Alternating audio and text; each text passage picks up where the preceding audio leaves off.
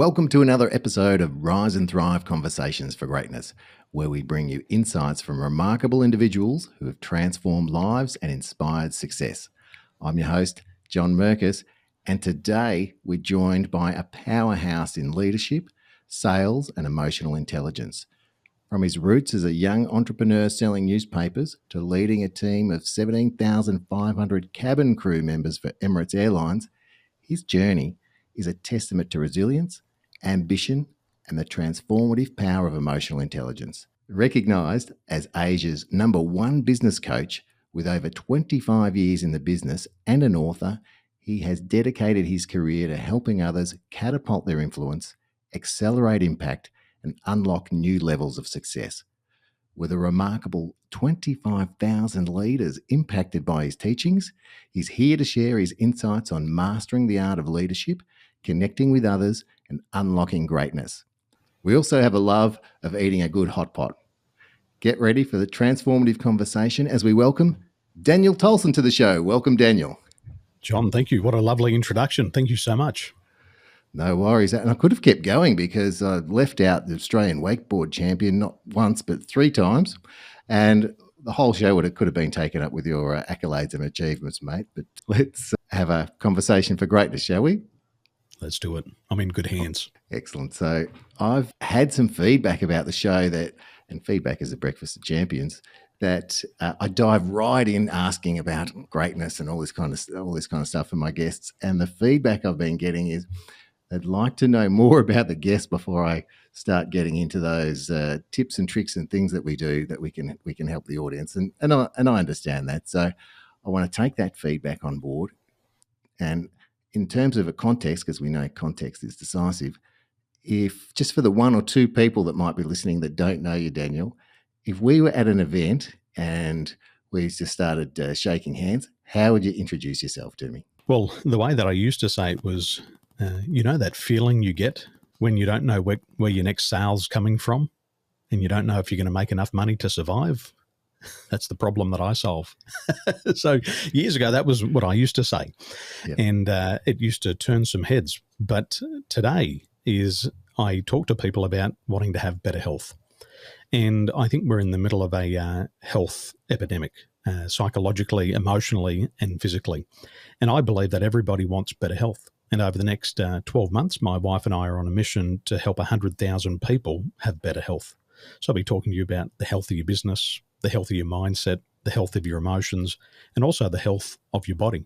Because without those things, business fails. Right. So having that great foundation to be able to achieve greatness. Love it. Thank you. Thank you. Now, I know you're based in Taiwan and you are Asia's #1 business coach. I remember doing a bit of stand-up comedy in Malaysia one time, and I delivered my first line, which usually went down very well, but you could hear a pin drop, and the whole set just bombed. And then I came to realise no one could understand me because of my Australian accent. And I'm wondering how you go as Asia's #1 business coach with that Aussie accent. You must have mastered that to be able to deliver and do what you do. In 2020, I flew into Kuala Lumpur, and I think it was around about March, and I was training 350 business people. And what I realised was that the Australian accent confuses a lot of people. And I had learned many good lessons. And so my grandfather, he had been living in Penang from 1974 to 1976, and he was serving in the Royal Australian Air Force in Butterworth. And what he told me was that Malaysians love their food and they love their friendships. So first of all, I had to eat the food. I had to get the palate moving. Once the palate was moving, the voice came out clearly. And then over that COVID period, we trained more than 15,000 people in Malaysia. And they used to call me the god of voice. And so working on all those Aussie intonations that go up and all the slang and learning to speak out of the mouth, not the nose, like Aussies do. And I tell people, as Aussies, we don't like to speak out of our mouth. And they say, why not? It's because there's too many blowflies. And if you open your mouth too much, they get in there. So you've got to talk out your nose. So I hired a voice coach. And his name was Bob Korf. Bob's birthday is actually today. And Bob is also known as Jesus. He played Jesus Christ in the hit Broadway show Jesus Christ Superstar 1,000 times. Wow. And I hired him as my voice coach because another friend of mine, Brian Tracy, said, Daniel, you've got the content, you've got the ideas, you've got the wisdom, but you've got an Aussie accent. And that's going to be a big problem.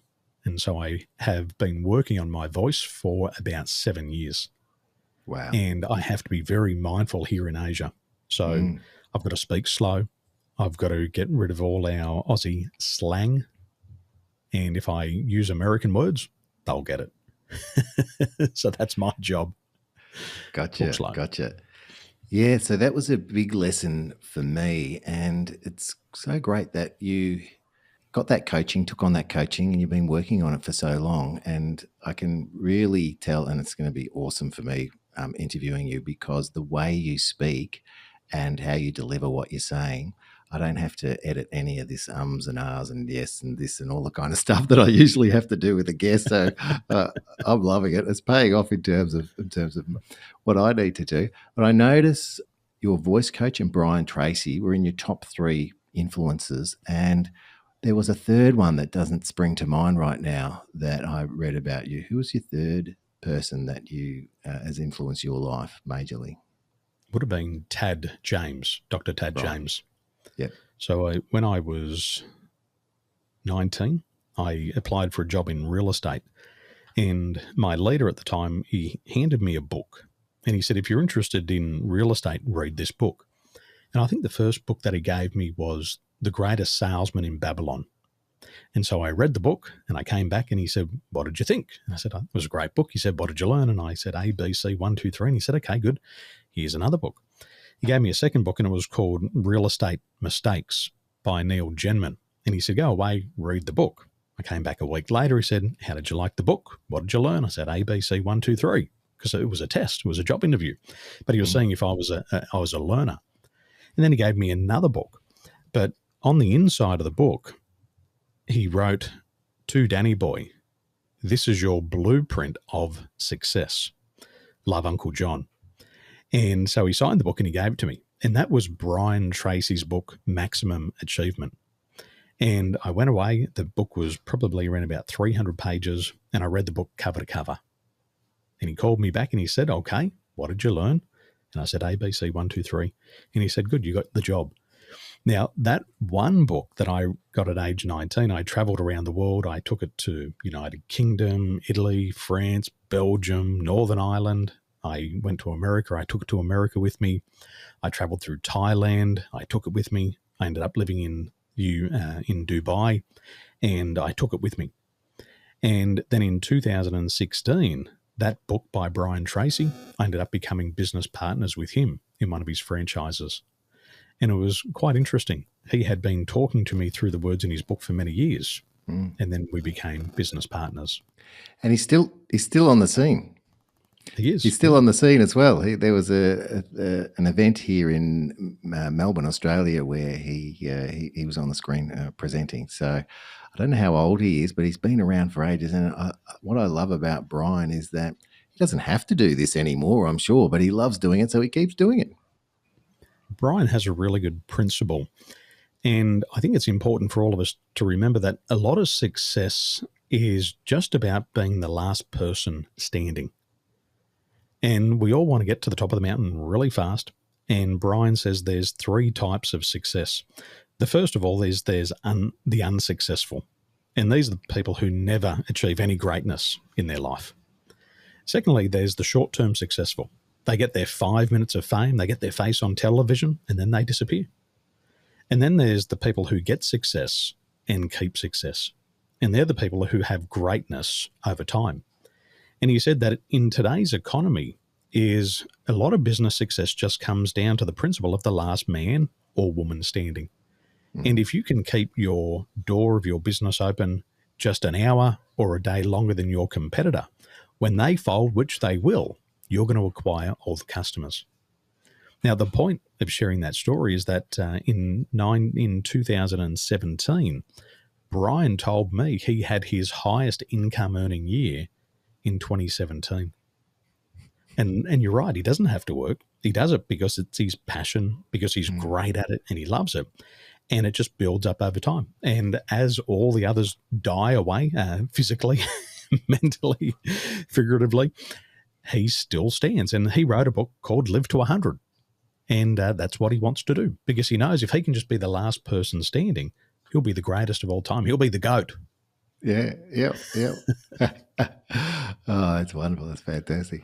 So it was Brian, Tad, and your voice coach. Sorry, his name slips my memory. Bob Korf. So Bob Korf is Oprah Winfrey's voice coach, Right. Channing Tatum, Samuel L. Jackson, and the late Robin Williams, plus 1,000 other Hollywood celebrities. And he's phenomenal. And he taught me how to articulate sounds.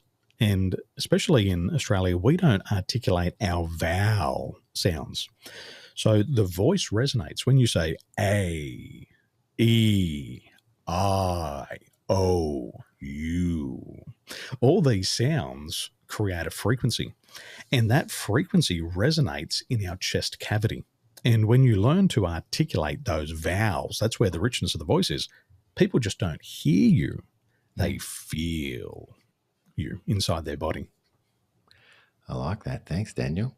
Well, I'll have to do a bit of. I'll definitely have to do a bit of practice on that. Now, I noticed I've been doing a bit of research and I've become a bit of a fanboy. I'm sorry to admit that to you, but probably one of many. I'll choke on that water.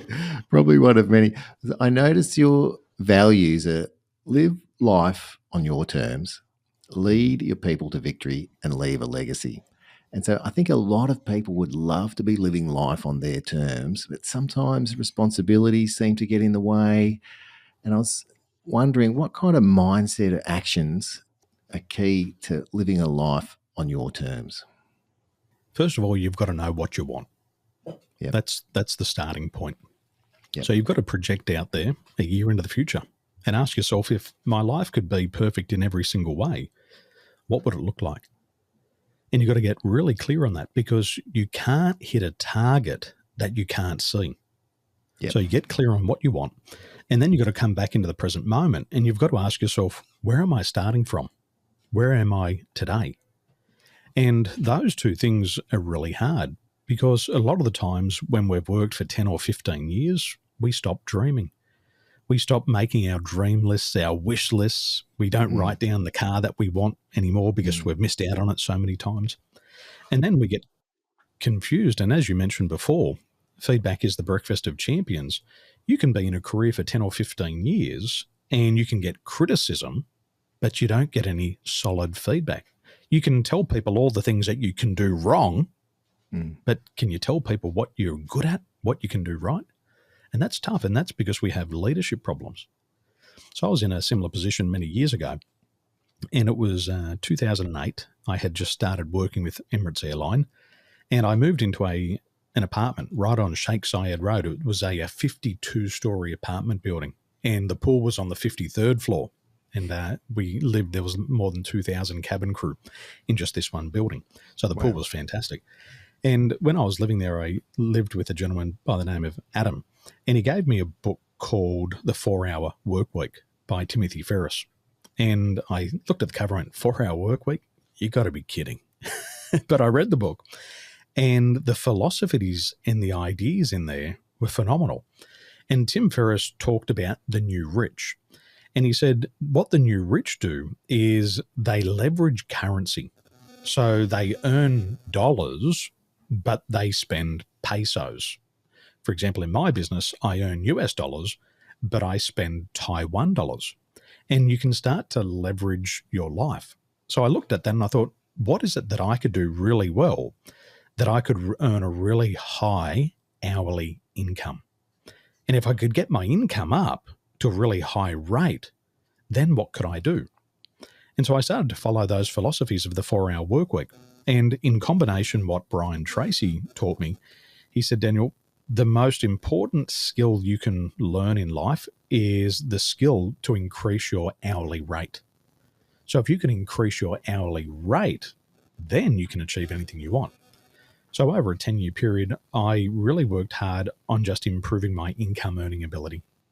And Right. then once I got my income earning ability to a very high level, I had more choice. Yep. So it was probably 2016, and I was already getting a consulting fee of around about 1,350 Aussie dollars per hour. But Nice. I'm living in Taiwan, Yep. where the cost of living is probably 20 to 25% of what it is to live in Australia. Right. So I then didn't have to work as many hours to Yep. keep up with the Joneses.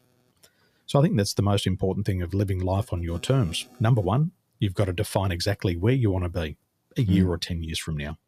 And then secondly, have an accurate starting point, and then you've got to start to plot that course forward. What knowledge do I need? What new skills? And really importantly, what's that attitude? And the attitude, and you're the expert here, you're the master of this, it's the attitude of greatness. And without greatness as your attitude, you'll be off course all of your life. I love that, Daniel. Thanks for sharing that. That makes a lot of sense, that you want to know where you're headed, as well as maybe have a map to go. Just like when you're driving a car, you don't just get in the car and go, I don't know where I'm going. You know where you're going, and sometimes you might need a map, and what skills you need and what resources you need to be able to head where you're going, and mixing those practical things with the mindset of greatness and having a curious mind and how can I, and those kind of things. I love that. I love your mission too, Daniel. So your mission focuses on helping people catapult their influence, accelerate impact, and unlock new levels of income. So we've talked about it a little bit in the last answer, but have you got some good examples for us, Daniel? 100%. There was a gentleman recently I met, and he said, Daniel, I employ 9 people, and I just don't feel that people listen to me. My children don't listen to me. My partner don't listen to me. And I want to have more influence. And I said, okay, well, what's an example? He said, well, we have these endless meetings at work, hour-long meetings, and then nothing comes of it. And he said, what I realized is that I just don't have influence over these people. And if we want to be good leaders, we have to be influential. And as I learned more about him, it was more about his communication style. He had the right technical abilities, and he was a great technician in his business, and he'd done many things. But his ability to get his message across every single time, it never happened. He could never hit the bullseye. So for him to be able to catapult his influence, he had to learn to communicate. And if we think about it, you've got a beautiful voice. You've worked on your voice. Our voice is our number one tool as leaders. We have to give people clear instructions. We have to send a clear message in language that they understand. And if we can learn to do that, which we can, then we can hit the bullseye. I believe that all of us talk, but not many of us truly communicate.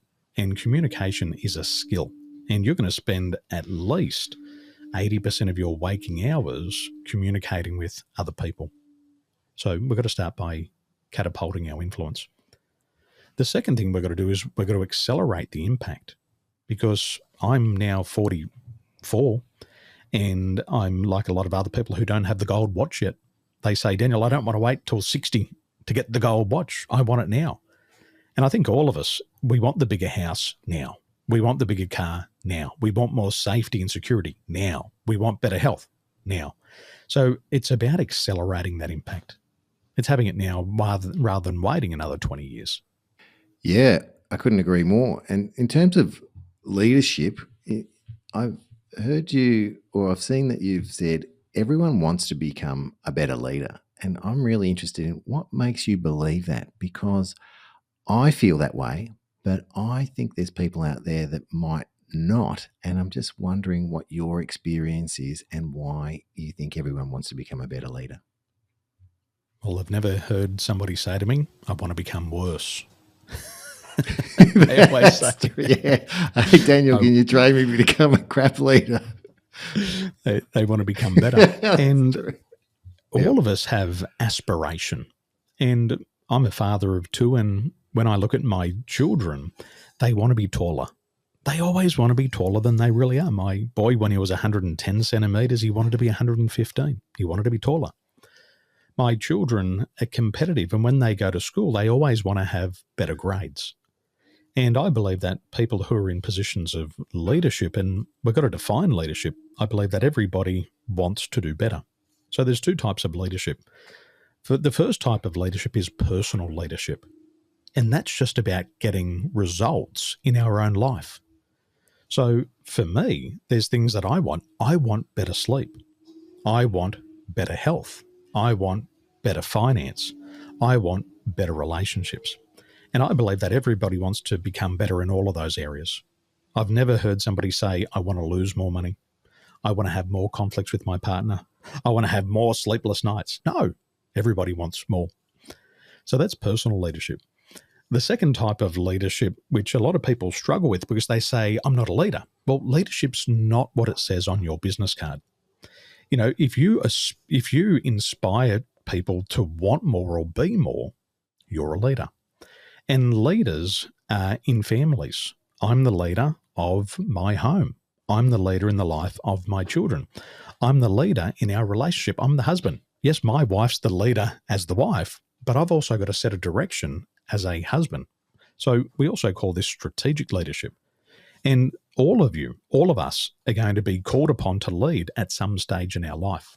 And we have to be ready. And the difference with strategic leadership, it's just about getting results through other people. And if you're a business owner, you want to get better results through your people. And the reason why you want to get better results is because when people are performing at a higher level, they feel better. They have more self-confidence, more self-esteem, more self-worth. And everybody feels good when they have a win. One of my early mentors, Dr. Edward de Bono, he said that humans need to have a victory in their life every 6 weeks. And if you can help somebody achieve a victory in their life, they're going to feel that fire, they're going to feel that passion, they're going to feel that greatness. And that's why I say everybody wants to become a better leader. And if you've met somebody who says, I want to become a worse leader, please introduce me. I'd be fascinated to dive inside of their psychology. Thanks for explaining all of that. That makes a lot of sense, that we do want to grow as people and have those things happen in our lives. So thank you. That really clears it up for me. I'm a family man as well with a couple of kids. I think our kids are almost around the same ages. I was wondering because we've touched on it, with your family, how does that play? How does the dynamic in your family play out with your wife working in psychology and you specializing in leadership? I was on a podcast recently and the host asked me, what's it like to live in a high-performance household? Well, it's very competitive. My wife's currently doing her master's in psychology at Arizona State University, and she tops the class every single semester. And she's the best at what she does. And what I can't compete with her is I can't speak Taiwanese. I can't do the business that she does in this environment. I don't have the wisdom that she has from the genealogy of hundreds of years of living on Taiwan's island. And the way that she sees the world through Chinese medicine and the language of simplified and traditional Chinese, she sees a totally different world than I do. So I can't compete directly with her, but I can compete indirectly with her. So it's always a competition who can do the most assessments, who can get the most appointments, who can generate the most leads. And then it flows down to our children. And on the way to school every morning, one of the things that's really important to me is about becoming a better leader in my family is to have time with my children. So every day I walk them to school and I walk them home. And the goal for my children, not my goal, the goal of my children, is they want to have grades above 90%. So when we walk to school, we do our affirmations and then we do our goal setting. So we say it's now the 28th of December, 2024, and my grades are above 90%. And we do that 10 times. So they're focused on what they want and they're very competitive. So my 11-year-old daughter's happy to say that, but my 7-year-old son, he refuses to say the goal. And I say, Caesar, why don't you want to say the goal? He said, Dad, 90% is not good enough. It's got to be grades above 95%. So yesterday I picked him up from school and I said, how did you go with your exams? And he said, Dad, I got 100 in maths. I got 100 in English, and I got 96 in Chinese. And he said, Dad, I want to ring Mana and Pa. That's my parents. And I said, why do you want to ring your grandparents? He said, because I want to ring them. I'm going to tell them about my grades, and they're going to say, Caesar, I'm so proud of you. And we got home, and he rang my mum and dad, and he said, Mana and Pa, 100 in English, 100 in Chinese. And they said, I'm so proud of you. So what we're teaching them is that we live in a meritocracy. We live in a society that rewards performance and greatness. But one thing that we never do is we never remove love, and we never connect love to their grades. So sometimes my children come home with grades of 85 or 88. And as soon as they tell me, I ask them one question. They'll say, Dad, I got 88 today. And I said, beautiful, perfect, excellent. How much do I love you? And they say, Dad, you love me 100%. So although we live in a high performance house, we're competitive. Love or lovability is never attached to the scorecard. I love that, Daniel, because if my kids ever come back saying what their grades are, I say to them, did you do your best? And if they say yes, I say, well, that's all I ever ask of you, that you do your best, and the result will be the result. But I also want to take on, and I think our listeners can learn from that as well, which I just have, when they say what their grades are, just ask them, how much do I love you? So they can understand, just like you're mentioning now, that my love for them is not attached to their grades, and I just want them to do their best. So thank you for that. I love these tips and things, that these pieces of gold that come out when we have these conversations. Thank you so much. That's something I'll take on, that I'll have with me for a long time.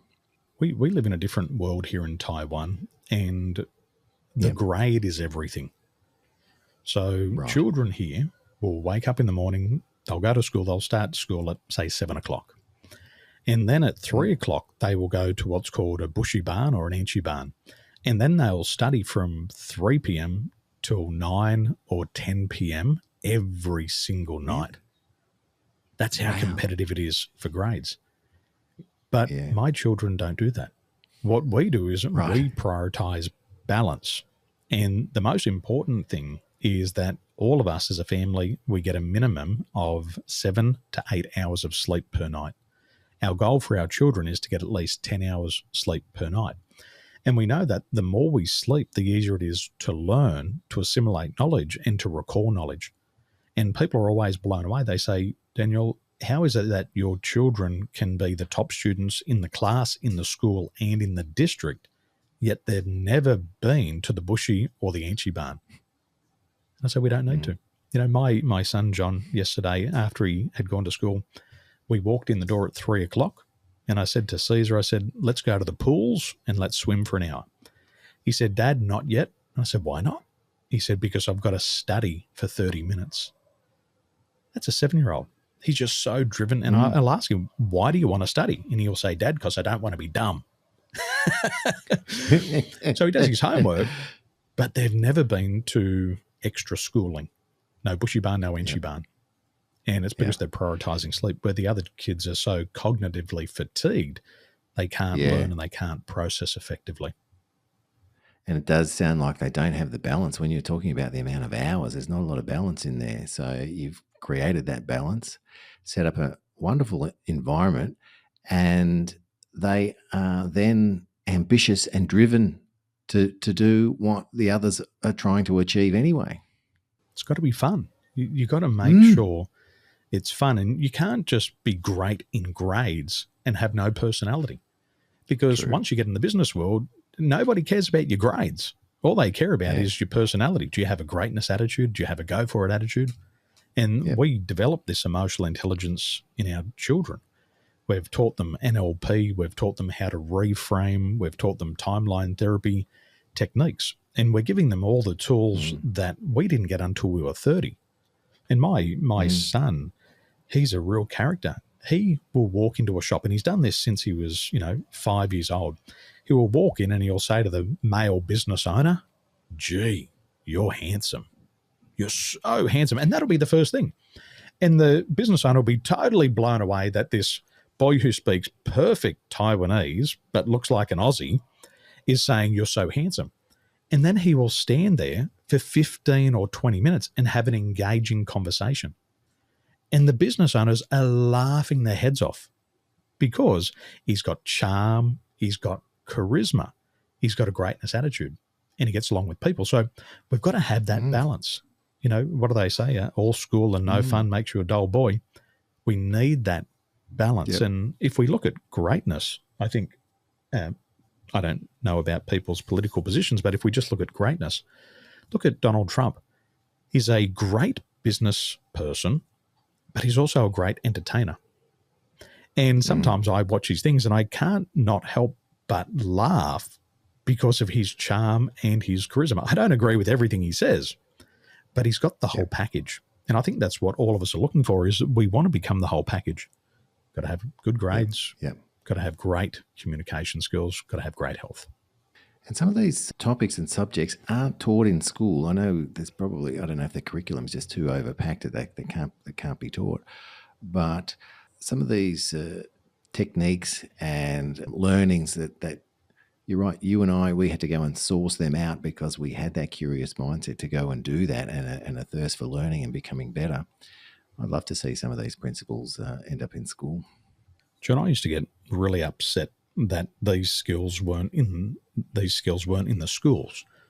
But then I come to realize it's not their job. You know, a lot of us, we think that the job of the school is to raise our children. It's the job of the parents to raise the children. And becoming better leaders, first of all, as parents, we have to go and acquire these skills, because charm and charisma and communication, these are not inborn attributes. These are what are called acquired attributes. And we have to acquire them throughout our life.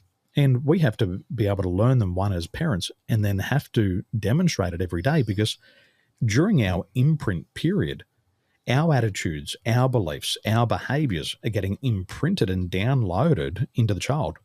It's genetically and it's also mimetically. Children pick up on how to interact with the world based on the conversations of the parents. And if we have better communication skills, then the children are going to absorb that like a sponge. So that's really our duty as parents, to master these things. It's hard to accept, but we have to do it. And if we have to make sacrifices like going without a couple of dollars, but we raise better children, I think it's worth it, because once you get into your 50s and 60s and 70s, you're going to reflect on your children for the rest of your life. And if they make you proud, you're going to feel like the happiest person on the planet. True. It's good. It's really good points that you make, and thanks for making them. You are using AI to help people become a better leader and also health as well. And I know AI is everyone's talking about it. I'm talking about it as well. I'm using it in my business. It's really helping me. It's great to have I feel like it's a companion for I can bounce thoughts off, and I'm really discovering some really good things that's helping me and my business to succeed. And I'm really interested in the way that you are using AI. You want to share with the audience a little bit about that? In 2016, I met a workplace psychologist, and she asked me, she said, "Daniel, what type of scientific tools are you using in your coaching business?" Now, I thought it was a trick question, because as coaches, we're more assessing people on intangible things that you can't always pick up in an assessment. And I said, well, nothing. She said, well, would you be open to learning? And I said, absolutely. And she gave me this assessment, and it took me about 25 minutes to complete the assessment. And then I flew to America to have a debrief. And I sat next to her, and she was one of the top workplace psychologists in America. And my wife was next to me, and she took me through this scientific assessment. And she said, is this true or false? Is this true or false? Does that sound like you? And I was saying, yes, yes, yes, to the stage that I looked to my wife and I said, did you rat out on me? Did you set up a camera in our house and reveal all of my secrets? She said, no. And I said to the psychologist, I said, this is the most profound experience.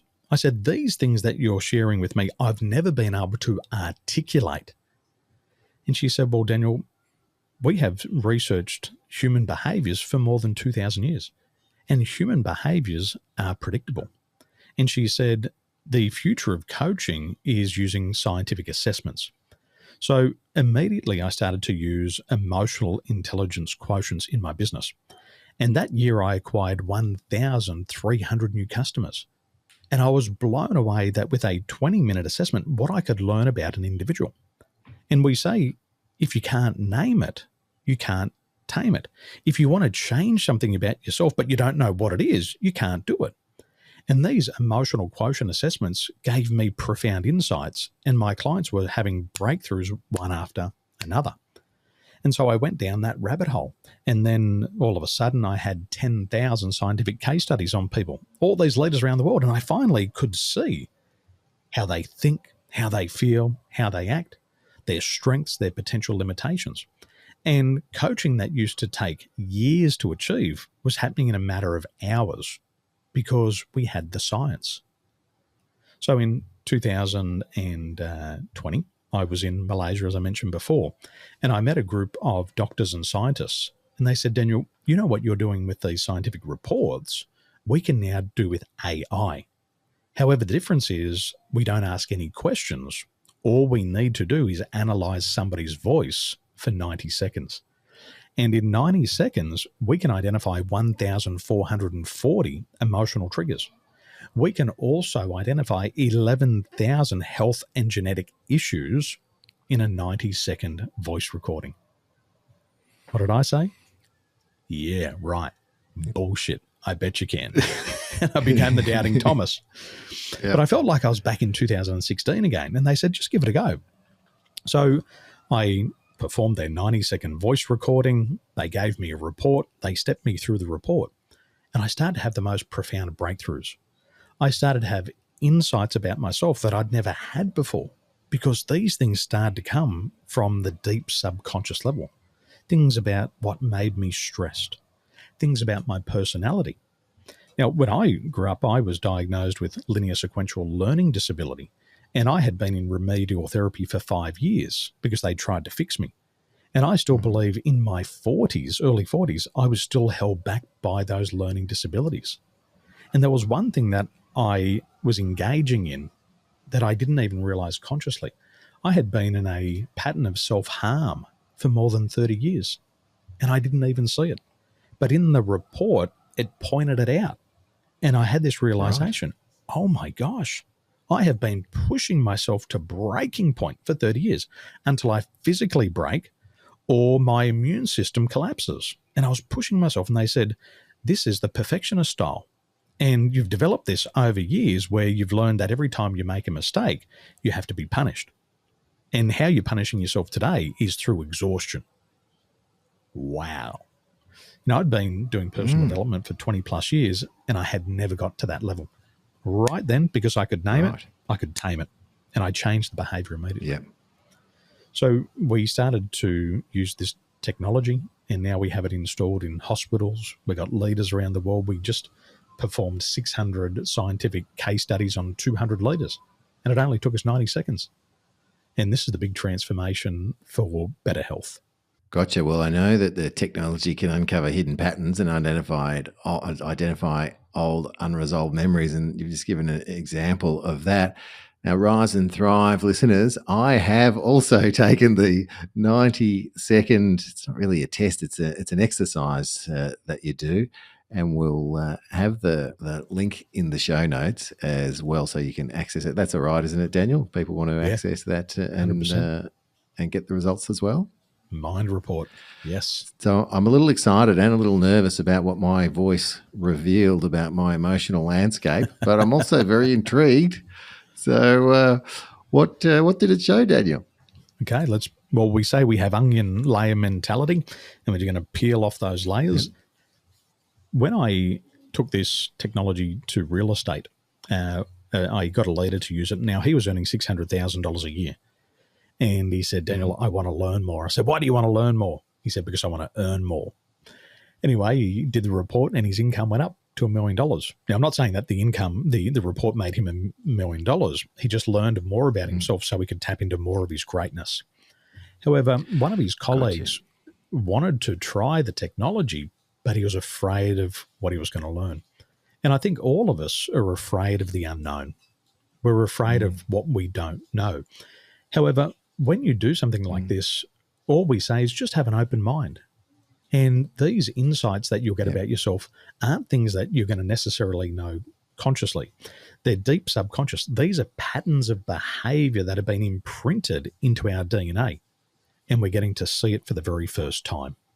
So I'll take you through your report today. We're going to look at three things. We're going to look at the type of stress that's impacting you at the moment. And the reason why I say is at the moment. How does it know about my kids? Changes. Yeah, I'll tell you about that one. We'll also look at personality, and personality types change over time. And what we have to do is we've got to keep up with the changes. The weather changes. Why doesn't our personality change? Well, it does. We just don't know how to measure it. We know how to measure the weather. We can measure it today. And thirdly, we can have a look at the energy centers or the chakras in the body. So we'll look at those three things today. So when I look at your stress levels, the first thing that I see is that your stress type is what's called logical stress. Now, logical stress for you is high. So at the time that you took this assessment, there would have been a couple of immediate challenges in your life. Logical stress relates to health concerns, financial stresses, work pressures, and uncertainties about the future. People who have logical stress often struggle for themselves, and they lose sleep over things. What didn't I do today? What's on my to-do list that I haven't done? And they ruminate about it all night. So knowing your type of stress, going back to Tuesday last week, what was happening Tuesday last week to trigger some of that stress? Thanks for joining us on Rise and Thrive Conversations for Greatness with John Merkus. Remember, you are loved, you are worthy, and you do matter. Embrace the journey of personal growth and motivation. Let's go out there and do something great. Follow or subscribe for more insights and inspiration every Tuesday. Until next time, stay awesome. I think the